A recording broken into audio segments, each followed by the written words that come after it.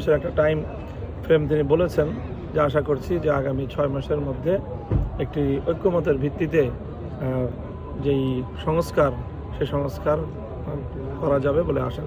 এইটাই হলো মূল আলোচনা হয়েছে আজকে। স্থানীয় সরকার নির্বাচন বা জাতীয় নির্বাচন কোনটি আগে হবে এই বিষয়ে কোনো কথা হয়েছে? হ্যাঁ, এই বিষয়ে দলগুলো তাদের মতামত দিয়েছে, তবে আজকে যেহেতু এই ধরনের কোনো সিদ্ধান্তমূলক আলোচনার বৈঠক না, কাজে এই বিষয়ে কোনো সিদ্ধান্ত হয়নি। অনেকে বলেছে স্থানীয় নির্বাচন আগে হওয়া চাই, প্রয়োজন। এখন যে স্থানীয় সরকারের যে পরিস্থিতি, সেই পরিস্থিতিতে অনেকে নির্বাচন চায়, আবার অনেকে বলেছে এই পরিস্থিতিতে জাতীয় নির্বাচনের আগে স্থানীয় সরকার নির্বাচনটা কোনোভাবে বাঞ্ছনীয় হবে না। এই ধরনের রাজনৈতিক দলগুলোর দ্বিধা বিভক্তি রয়েছে।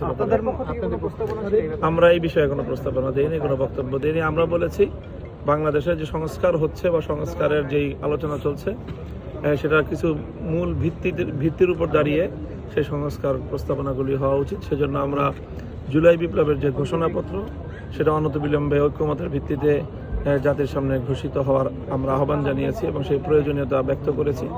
সেই সঙ্গে 47, 71 এবং 2024 এইগুলোকে ভিত্তি ধরেই আগামী দিনে সংস্কার প্রস্তাবনা তৈরি করার এবং দেশকে পুনর্গঠন করার প্রস্তাবনা আমরা আমাদের দলের পক্ষ থেকে দিয়েছি। ধন্যবাদ সকলকে। ধন্যবাদ।